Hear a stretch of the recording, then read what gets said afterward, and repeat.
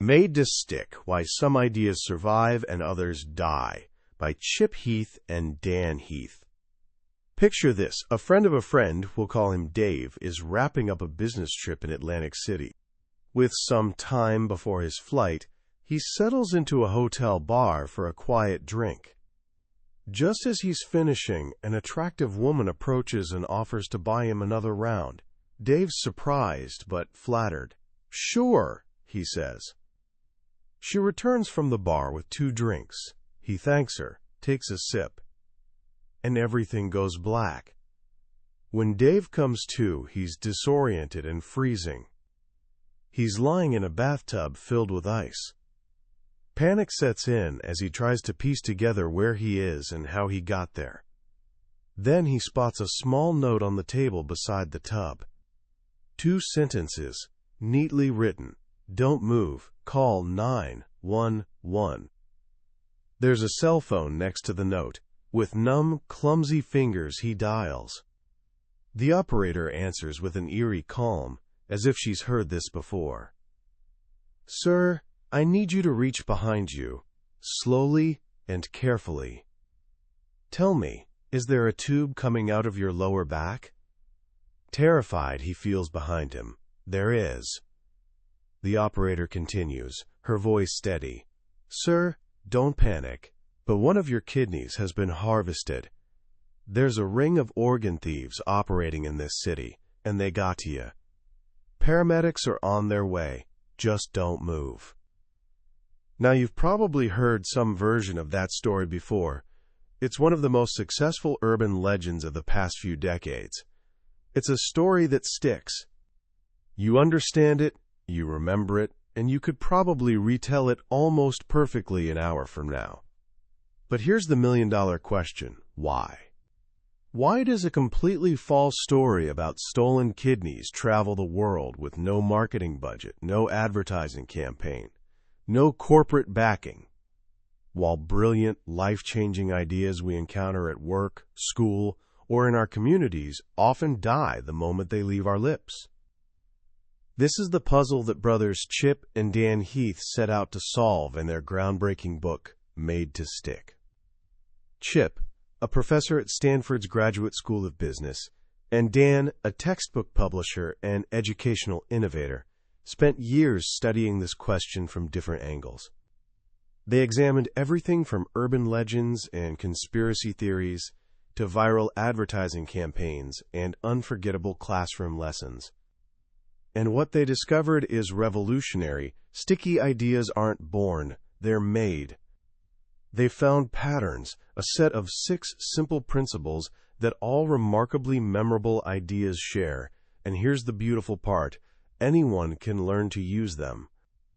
Today, I'm going to share those 6 principles with you. This isn't just about telling better stories. This is about learning the architecture of influence. By the end of our time together, you'll have a framework, a secret recipe for crafting messages that people will not only remember but will actually care about and act upon. This is the science of making ideas stick. Before we dive into the 6 principles, we need to meet the villain of our story. There's one great enemy standing between you and a sticky idea, and the Heath brothers call it the curse of knowledge. It sounds dramatic, but it's a simple, profound truth. Once we know something, it becomes almost impossible to imagine what it was like not to know it. Our knowledge has cursed us. We become so fluent in our own expertise that we forget other people don't have the same context, the same background, the same mental framework we do.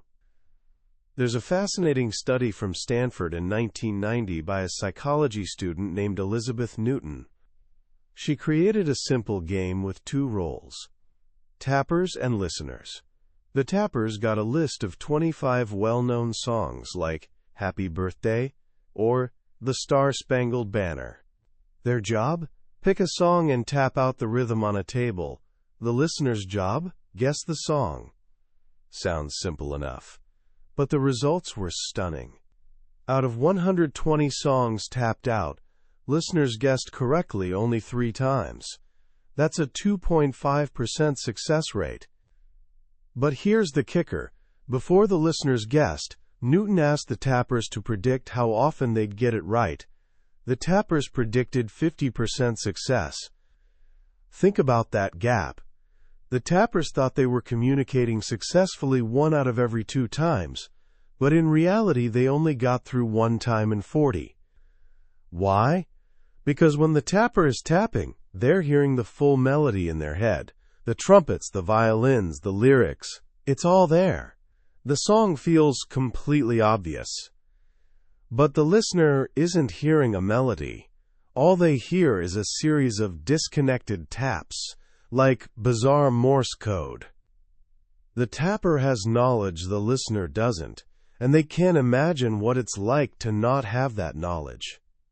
This is the curse of knowledge, and it happens every single day. The CEO, talking about unlocking shareholder value, is hearing a symphony of strategy in her head, but her employees on the front lines just hear disconnected taps. The teacher explaining mitosis for the 100th time can't remember what it was like hearing that word for the very first time.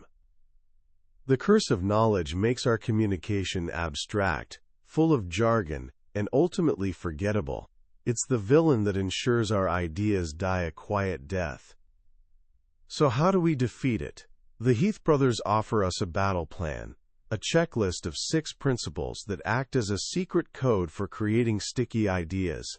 They even created a handy acronym, SUCCES. Simple, unexpected, concrete, credible, emotional, and stories. Let's break them down, one by one. The first principle is simplicity. Now, when you hear simple, you might think of dumbing down or sound bites. But that's not what this is about. Simplicity is about finding the absolute core of your idea. It's about stripping away everything that isn't essential until all that's left is the most important, most critical truth. The French aviator and author Antoine de Saint-Exupéry once said, "A designer knows he has achieved perfection not when there is nothing left to add, but when there is nothing left to take away." That's the essence of simplicity. Think about the U.S. Army. A battlefield is one of the most chaotic, unpredictable environments on Earth. Plans are made, orders are given, but as the old saying goes, no plan survives contact with the enemy. For years, the Army struggled with this. They'd create incredibly detailed move-by-move plans, but these plans would become useless 10 minutes into battle. So in the 1980s, they adapted. They invented a concept called commander's intent. At the top of every military order, there's now a crisp, plain-talk statement that specifies the goal of the plan, the desired end state of the operation. It's not a list of instructions. It's a destination. For a general, it might be something like, break the will of the enemy in the southeast region. For a captain on the ground, it could be, my intent is to take Hill 4305 to protect the flank of the 3rd Brigade. The commander's intent gives every soldier the freedom to improvise, to adapt to the changing chaos of the battlefield, while still being perfectly aligned with the overall mission. They may lose the plan, but they never lose the intent. This is what a simple, core message does. It provides a guiding star that helps people make decisions in complex situations. Perhaps the greatest business example is Southwest Airlines. For decades, the airline industry has been a financial black hole, but Southwest has been consistently profitable for over 30 years. How? Their founder, Herb Kelleher, once explained his secret. He said, I can teach you the secret to running this airline in 30 seconds. This is it. We are the low-fare airline. He continued with an example. Imagine Tracy from marketing comes into your office.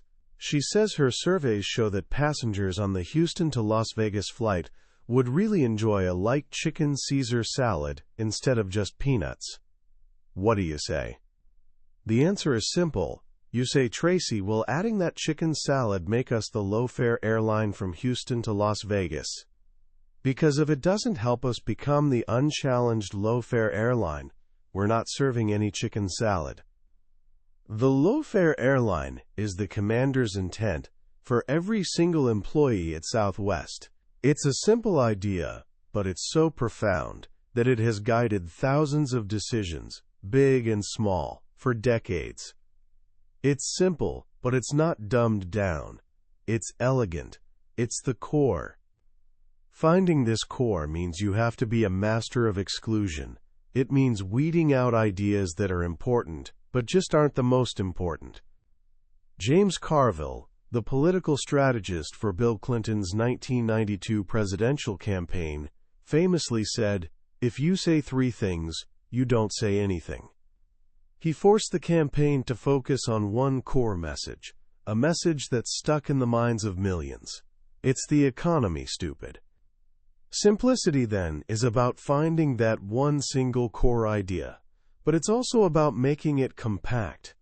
The ultimate models of simple and profound messages are proverbs.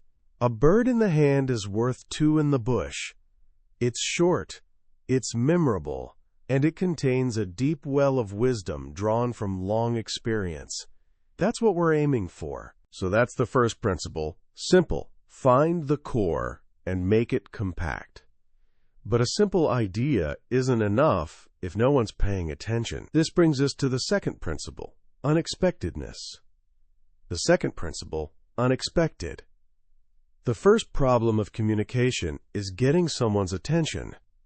The most basic way to do that is to break a pattern.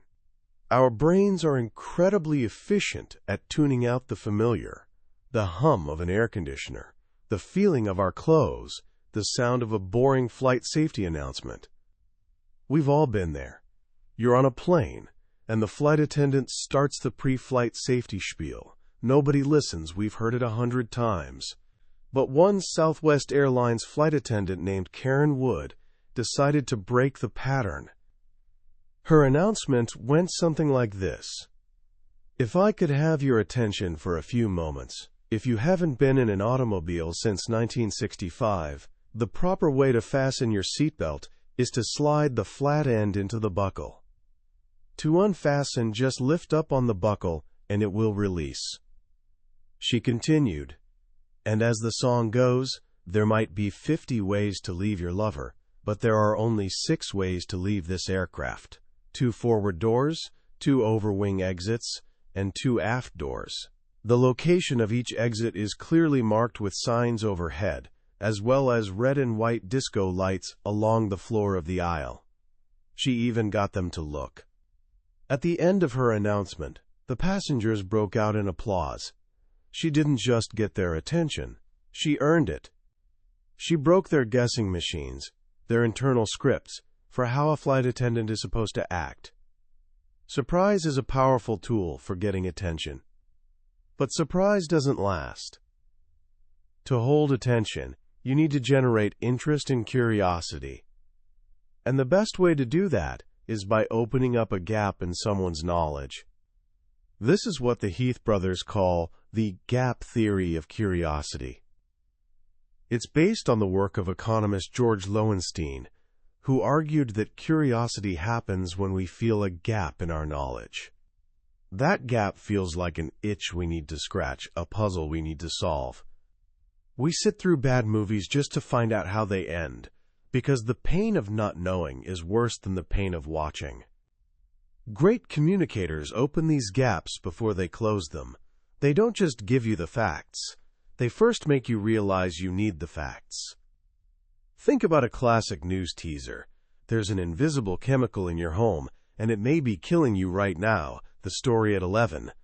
Suddenly you feel a gap. You didn't even care about invisible chemicals a second ago, but now you have to know.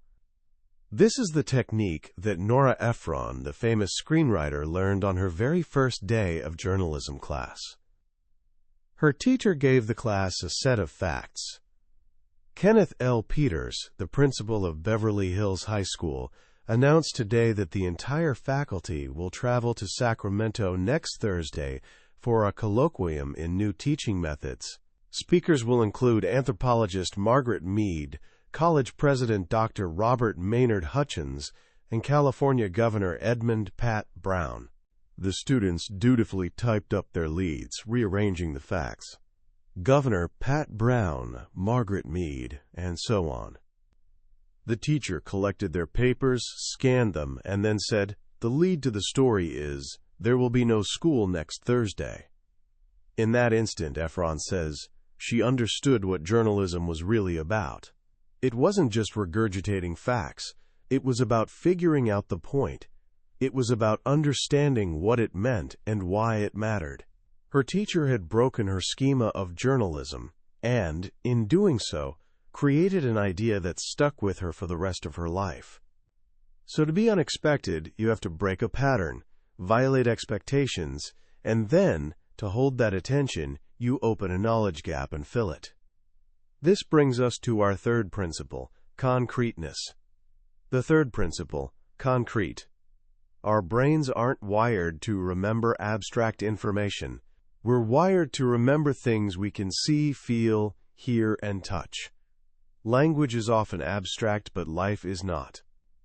Aesop didn't write a philosophical treatise on cognitive dissonance. He told a story about a fox who couldn't reach a juicy bunch of grapes and decided they were probably sour anyway. Sour grapes. The concrete image is what has allowed that lesson to survive for over 500 years. If he had just said, "Don't be bitter when you fail," the idea would have been long forgotten. So much of modern communication, especially in business and academia, is lost in a fog of abstraction. Mission statements, synergies, strategies, visions, they're often so ambiguous they're meaningless. Concreteness is the enemy of this kind of talk. To be concrete means to explain your ideas in terms of human actions, in terms of sensory information. In the simple chapter, we talked about schemas, the pre-existing concepts in our mind. If I ask you to imagine a pomelo, you might struggle. But if I tell you a pomelo is like a giant grapefruit with a very thick, soft rind, you can picture it instantly. I've used a concrete schema you already have, a grapefruit, to build a new idea. The Heath brothers call this the Velcro theory of memory. Our brain is like a sheet of Velcro covered with thousands of tiny loops. A new idea is like a ball with hooks on it. The more hooks an idea has, the better it will cling to our memory. Abstract ideas have no hooks. Concrete ideas are covered in them. In 1968, the day after Martin Luther King Jr. was assassinated, a third-grade teacher in the all-white town of Riceville, Iowa, named Jane Elliott, wanted to teach her students about prejudice in a way they would never forget. Talking about it abstractly wasn't working, so she made it concrete. She divided her class into two groups, the brown-eyed kids and the blue-eyed kids. On the first day, she announced that the brown-eyed kids were superior. They were smarter, better people. They got extra recess time. The blue-eyed kids, she said, were inferior. They had to sit at the back of the room and wear special collars so everyone would know their status. Elliot was shocked at how quickly the lesson took hold. Friendships dissolved instantly. The brown-eyed kids became nasty and vicious, taunting their former friends. The blue-eyed kids became sad, timid, and their academic performance plummeted. The next day, she reversed the exercise. She announced she'd been wrong. It was actually the blue-eyed kids who were superior. Immediately, the blue-eyed kids, once dejected, became gleeful and arrogant, while the brown-eyed kids felt the sting of discrimination. That experience, that brutal, concrete simulation, put so many hooks into the idea of prejudice that 20 years later her students still remembered it vividly. They didn't just learn about prejudice, they felt it. That's the power of concreteness. This also explains why stories are so powerful. They're inherently concrete. A story about a specific person doing a specific thing is always more memorable than an abstract principle. Which leads us to the fourth principle, credibility. The fourth principle, credible. For an idea to stick, people have to believe it.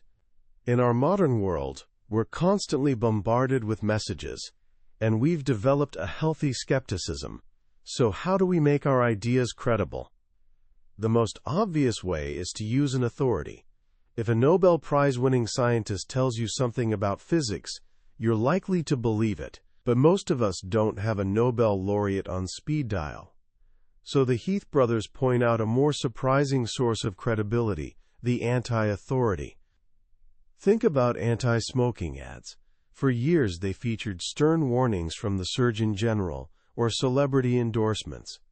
But one of the most effective campaigns ever featured a woman named Pam Laffin. Pam wasn't a doctor or a celebrity. She was a 29-year-old mother of two who had started smoking at age 10.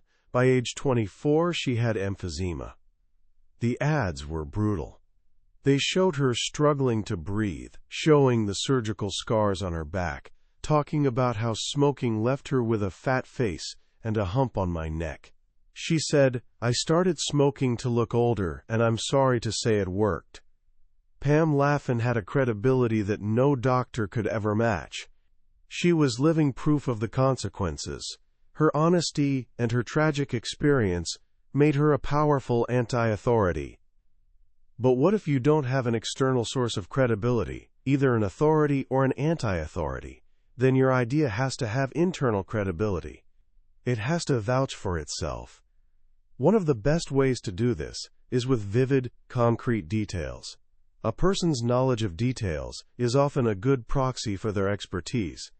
In a simulated trial, researchers found that jurors were more swayed by arguments that contained small, irrelevant but vivid details, like a child brushing his teeth with a Star Wars toothbrush that looks like Darth Vader. The detail made the story seem more real, and therefore more believable. Another source of internal credibility is statistics. But statistics are usually boring and forgettable. The key is to use them to illustrate a relationship, not just as raw numbers. You have to put them on a human scale. During the Cold War, an anti-nuclear group called Beyond War wanted to communicate the terrifying scale of the world's nuclear arsenal. Just saying, there are 5,000 nuclear warheads, is abstract. It doesn't mean much.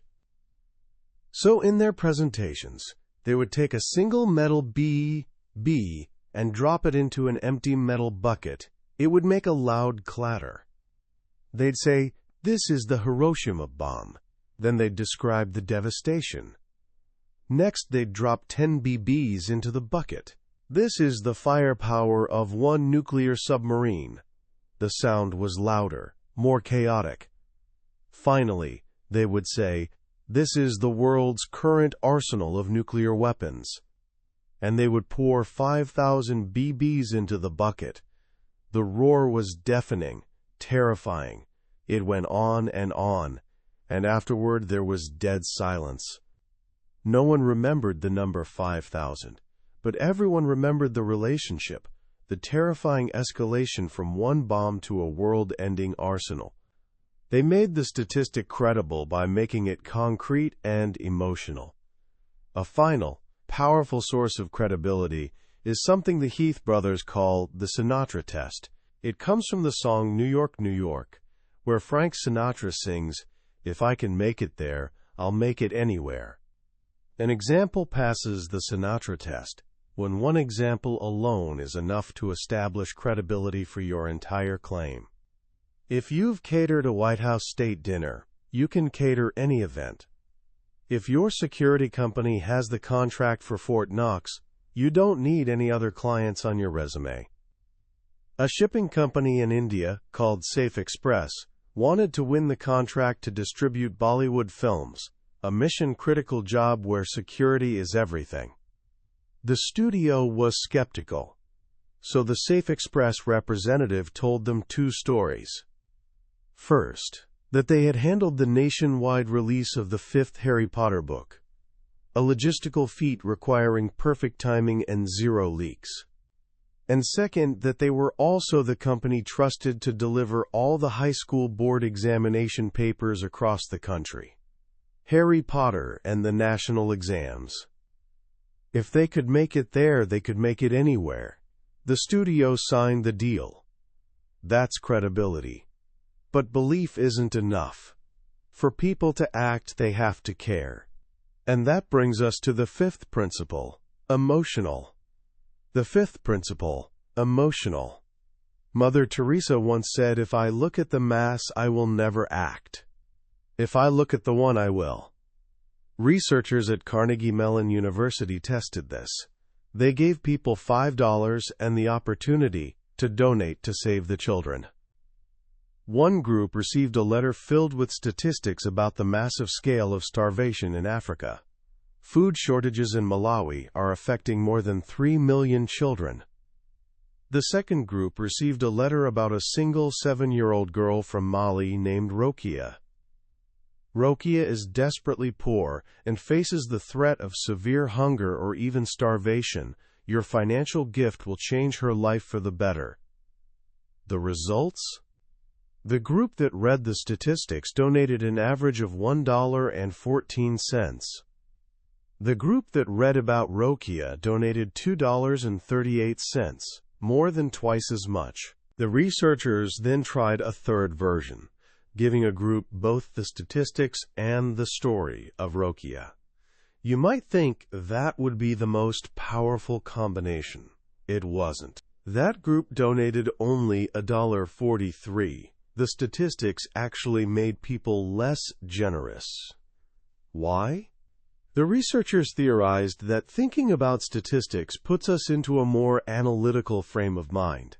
When we put on our analytical hat, we turn off our emotional hat. We hinder our ability to feel. To make people care, you need to make them feel something.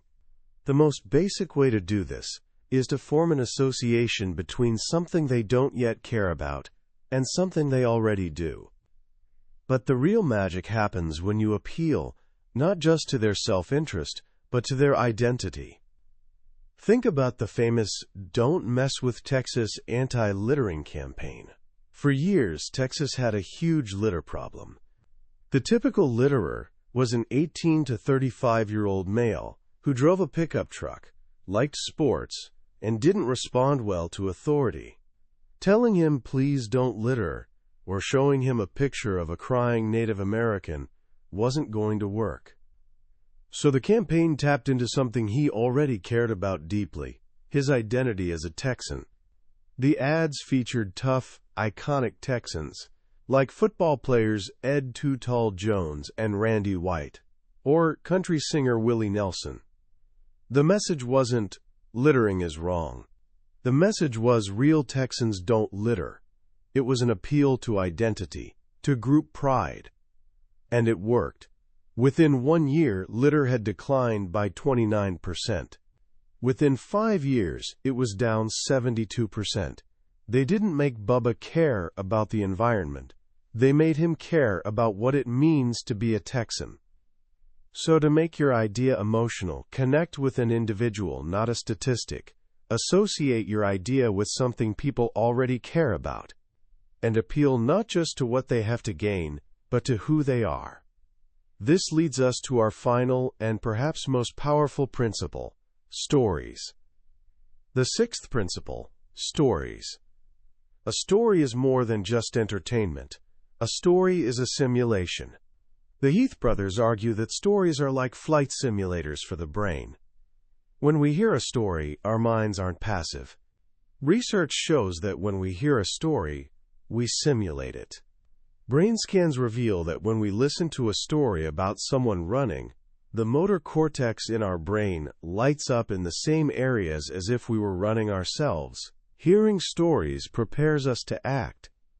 Gary Klein, a psychologist who studies how people make decisions in high-pressure environments like fire stations and intensive care units, has found that stories are the primary way experts share their wisdom. He tells the story of a nurse in a neonatal ICU who was watching a baby whose color was fluctuating. Suddenly, the baby turned a deep blue-black. The medical team rushed in, assuming the baby's lung had collapsed, a common problem. They prepared to insert a chest tube. But the nurse felt something was wrong. "It's the heart!" she yelled. The team pointed to the heart monitor, which showed a steady, normal heartbeat. But she was insistent. She put her stethoscope to the baby's chest. Silence. The heart wasn't beating. She realized the monitor was only measuring the heart's electrical activity, not its mechanical pumping. The heart was being strangled by air trapped around it. She diagnosed the problem, and the baby's life was saved. That story is a flight simulator. For any nurse who hears it, it provides two critical things: simulation, knowledge about how to act when a heart monitor might be misleading, and inspiration, the motivation to trust your gut and speak up, even against authority. Stories get people to act, and the best part is, we don't have to be brilliant storytellers to use them. Life generates amazing stories for us every day. Our job is to learn how to spot them. The Heath brothers identify 3 basic inspiring story plots. 1. The challenge plot. This is the classic David and Goliath story. A protagonist overcomes a huge obstacle. Think of Jared, the college student who lost 425 pounds by eating Subway sandwiches. These stories inspire us to work harder and take on new challenges. 2. The connection plot. This is a story about people who bridge a gap, racial, social, or otherwise. The story of the Good Samaritan is a classic connection plot. These stories inspire us to be more tolerant, to help others, and to work together. 3. The creativity plot. This is the MacGyver plot. It involves someone making a mental breakthrough or solving a problem in an innovative way. Think of the apple falling on Newton's head. These stories inspire us to think differently and experiment. When we learn to spot these plots in our daily lives, the challenge, the connection, the creativity, we build an arsenal of powerful stories that can move people to act. So there you have it, the 6 principles of sticky ideas: simple, unexpected, concrete, credible, emotional stories. Success. It's a framework, a checklist that allows us to systematically defeat the curse of knowledge and craft messages that are understandable, memorable, and effective in changing thought or behavior. From John F. Kennedy's simple, concrete, and unexpected call to put a man on the moon, to the manager of an army mess hall in Iraq who decided he was in charge of morale, not just food, we see these principles at work everywhere. These aren't tricks. They're deep truths about how our minds work, about what grabs our attention, what earns our trust, what touches our hearts, and what moves us to action. They're the tools that allow our most important ideas not just to be heard, but to survive, to spread, and to make a difference in the world. When you step back and look at the landscape of ideas presented and made to stick, you realize that Chip and Dan Heath have done something truly remarkable. They've given us a language for something we all intuitively feel but struggle to explain: why some ideas feel alive and others feel dead on arrival. The most powerful lesson in this book, for me, isn't any single principle, but the meta-idea that underpins all of them. Communication isn't a soft skill. It's the fundamental skill. The ability to get an idea out of your head and into someone else's, intact and influential, is a superpower. In a world drowning in information, clarity and memorability are the scarcest resources. We're constantly competing for attention. Whether we're a teacher trying to explain algebra, an entrepreneur pitching an idea, or just a person trying to convince friends to see a movie, what the Success Framework provides is a systematic way to rise above the noise. It's a diagnostic tool. When an idea isn't working, you can hold it up against the 6 principles and see where it falls short. Is it too abstract? Is it not credible? Is it failing to make anyone care? The beauty of this framework is its practicality. It's not a high-minded theory reserved for marketing gurus or professional speakers. It's a checklist you can use for your next email, your next presentation, or your next conversation. If you were to take just a few actions after hearing this summary, I'd suggest these 3. First, the next time you have an important idea to share, force yourself to find its single most important core. Strip away all the nice-to-knows and focus on the need-to-know. Can you express it in a single sentence? A proverb? That's your commander's intent. Second, find one surprising fact or a single concrete image that breaks a pattern. Instead of starting with, "Here are the 5 points I want to make," start with a mystery, a question, or a story that makes your audience lean in and ask, "What happens next?" And third, translate one abstract concept into something concrete. Instead of talking about efficiency, tell a story about a specific employee who saved a specific amount of time. Instead of innovation, show them the metaphorical block of wood that defined the Palm Pilot. Ground your ideas in the real sensory world. That was a summary of Made to Stick by Chip and Dan Heath. We've explored the main highways of their work today, but the real treasure is in the details of the journey. A summary can give you the map, but it can't replicate the experience of walking the path yourself. The book is filled with dozens more stories, studies, and insights that bring these principles to life in ways that are, well, incredibly sticky. If you've ever felt the frustration of having a great idea that no one seemed to understand or care about, then this book isn't just a guide, it's a revelation. It's a manual for being heard. The link to get your own copy is in the description below. Also, if this journey through the world of sticky ideas brought you some value today, please take a moment to click that subscribe button. We have so many more incredible books on the billionaire's bookshelf to explore together, and I wouldn't want you to miss our next adventure. Let's keep learning and keep growing together.